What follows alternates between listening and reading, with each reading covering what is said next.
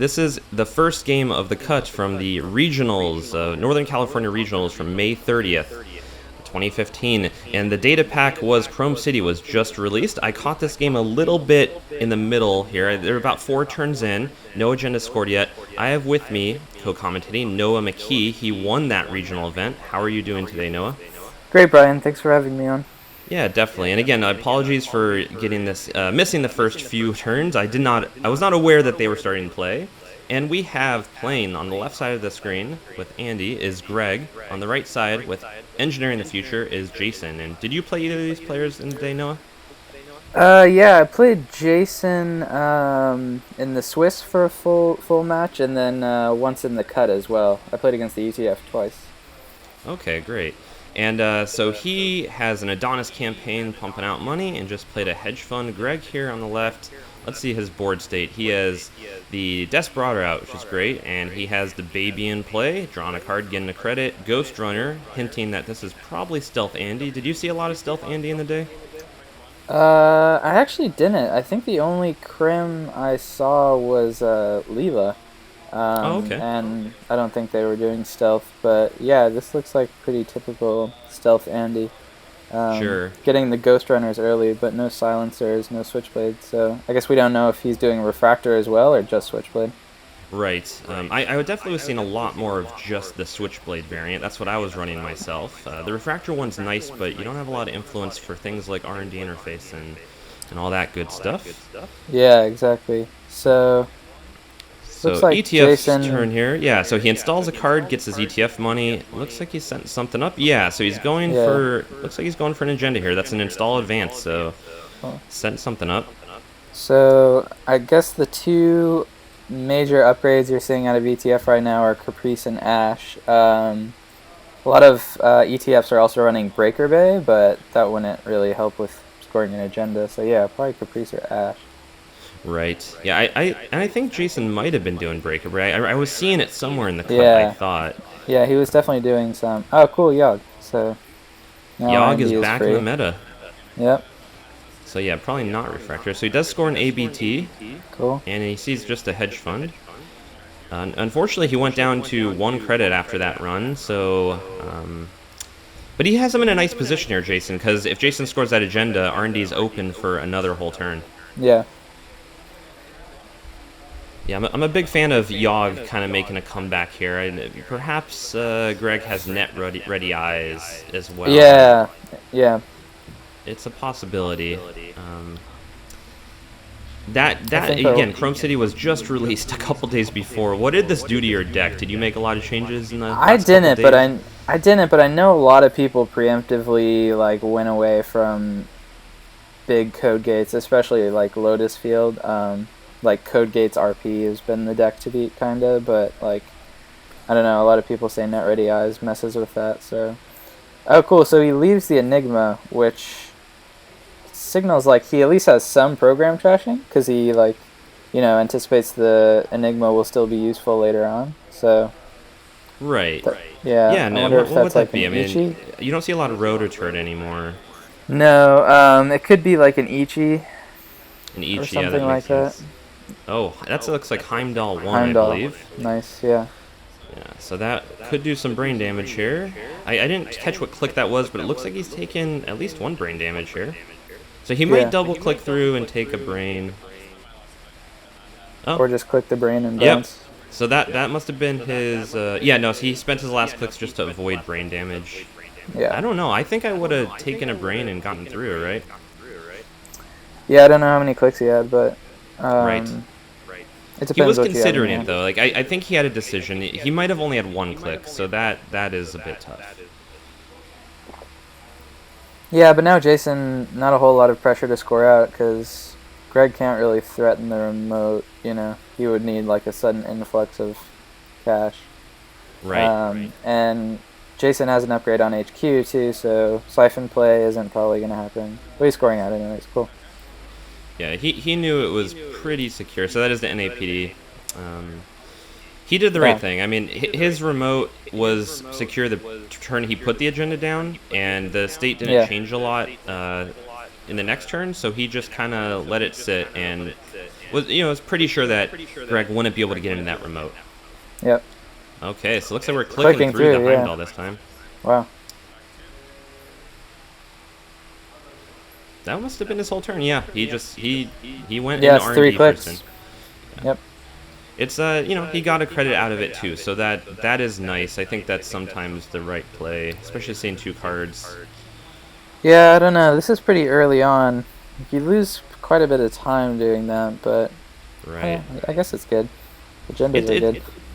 Yeah, no, it's probably better if you don't think that he has agendas in HQ. So he just put something down that could be an ABT or Vitruvius. Yeah.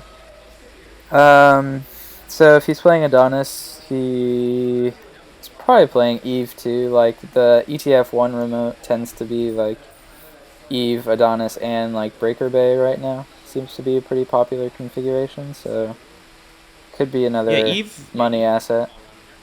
Okay, so he's just going into the remote now. Okay, that is Turing. So Yaw cannot deal with that. That is Strength 5. The AI clause on that card always gets me. Yeah. I did Ottman 4 at the tournament with a data sucker. Oh, really? Then realized, oh yeah. Yeah, I would have forgotten that too. Yeah. I almost went Ottman 5, so at least I didn't do that. Yeah. Alright, so Silencer down. That is the stealth credit for silencers. It's for silencers, for your killers. Yeah. Silencers, yeah. Cards. They have a lot of text. Oh, cool. Is it an agenda? Yeah. Yeah. So that is the ABT. Probably not going to run it here. No, definitely not. Yeah, he really does not have any reason to run it. No Jackson down on the table, and he's in a really good position.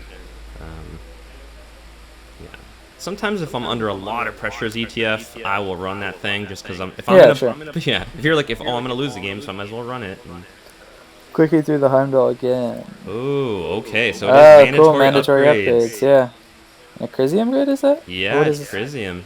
Nice. Yeah, it is Chrysium. So Greg is considering it. I think that would cost him all of his money, so he lets it sit. Yeah.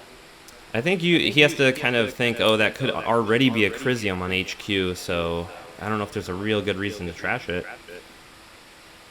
No, definitely not right now. Yeah, because he has R&D interface, so he doesn't really care about getting a successful run on R&D. Yep. Okay, another card down. Do you think that's another agenda? I haven't been seeing his hand. I haven't been really looking at HQ. He might just be holding on to him. It could be. You just can't tell. It could be another upgrade. Just double upgrade server. Yeah. And just taking some credits. Yeah, I was talking to Jason. There was a mandatory upgrades deck in Germany that won, I think, a store championship. Oh, clicking through the Heimdall, is that?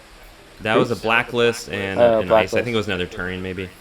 Yeah, so mandatory upgrades has been getting some play, but Jason said this is like an original deck that he made, kind of like quasi-fast advance and Glacier. Wow, okay, Vitruvius scored. Nice, game point. So is his fast advance just mandatory upgrades, or maybe he has at least biotics as well? Biotics, yeah. I think he only has a few biotics, but he also has archived memories to recycle them. Interesting. So he could score mandatory upgrades over 2 turns if he wants. Yeah, totally. So I wonder what Greg's thinking now. Like, kind of. I don't. This is a tough position. Yeah, I mean, you gotta hope that he doesn't have another one in hand. Maybe he's gonna hit the hand right now and like make sure. Maybe. I mean, so something he could have considered. I don't know what he has for the turn, but he might have Inside Job. So like if he had Inside Job, he could have tried to build up Econ this turn, and then if the agenda goes down, he probably could have got it. Yeah, if he has Inside Job, he's been sitting on it for a while, or maybe he just drew into it. I'm not sure if he actually has it. I'm just speculating. Yeah, I mean, Jason's on 7, so the Ash Trace isn't too bad right now. Right. Yeah, and he has 6 money on Ghost Runner too. So that's his Ash money right there. Yep. Yeah. So I don't know about the Corroder play. I mean, it's good to get down, I guess, but if he had a way to build up his econ that turn, that might have been better. Yeah, Kuroda's breaking Heimdall for 7, and so that's not going to happen many times. And also that he if he has Biotic in the deck, that's and you have to assume that as a runner. Yeah. You don't really have a lot of time to build up more. Okay, Yeah. so this is potentially it. Yeah, and this is like my deck dies to this like so often. The power of ETF, they can just put something in the remote behind a Turing, and like Turing itself is so expensive that like if you constantly play their game and always check everything, you'll just go broke so fast. But on game point, I think you have to check it. So he already just drew a card. So he didn't have he could have clicked through Turing basically, right? Spent the 3 clicks, but Yeah. yeah, that is an Yeah. expensive proposition. Yeah, and you probably don't want to do that Ooh, if you. Whoa! Cyber Yes. There we go. What is Oh, the man. Cyber Cipher and Criminal? I was seeing that I in the don't cut. know. I used to do that too. It's so good. That I is should go so back to good. that. Yeah, I saw another player doing this. So Ash is up, and he is going to be able to beat the Trace. I'm pretty sure. I think he has enough. Ah, dang, so good. Unless if they don't notice, if they forget about the Ghost Runner, which at this point, this is the 8th round for them playing here. I don't think he'll forget, but Yeah, let's and the see. link too. Oh, okay, so it doesn't look like Jason is increasing it. So yeah, he just spends 3. Nice. Okay, that is just Breaker Breaker Bay. Bay, yeah. Oh, it's funny. Yeah, isn't that He great? didn't res it. Yeah. No, I think the reason I was thinking about this while watching it. I think To bait him?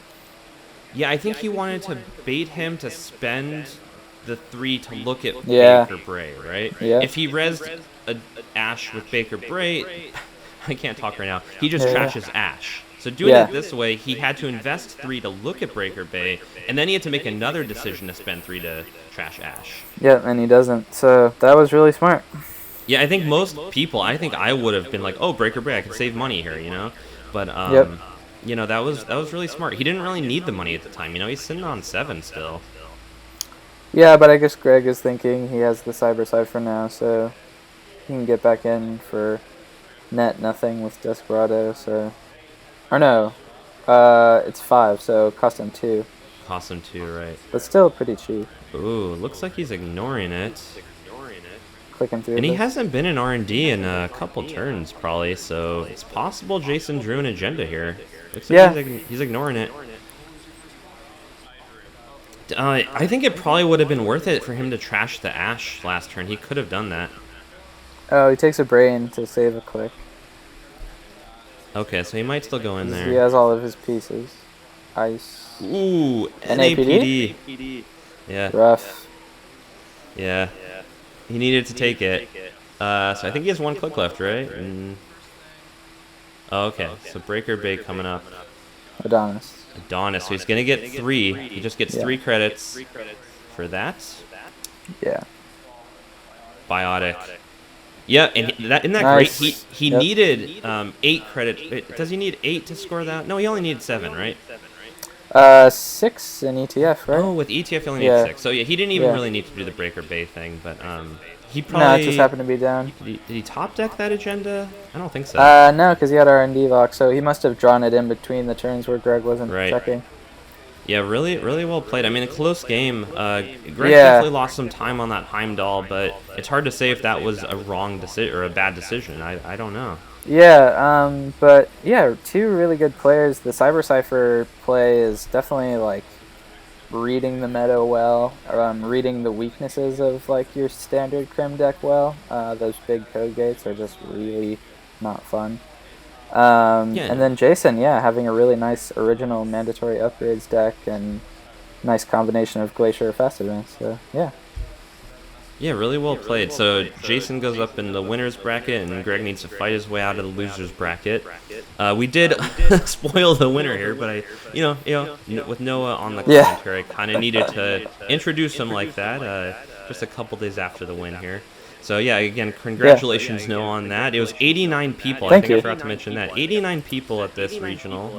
One of the Yep, bigger ones. biggest one so far. Yeah. Yeah, pretty nuts. It was a great day. So thanks everyone for watching, and we will have more on the channel soon. Cool. Thank you, Brian.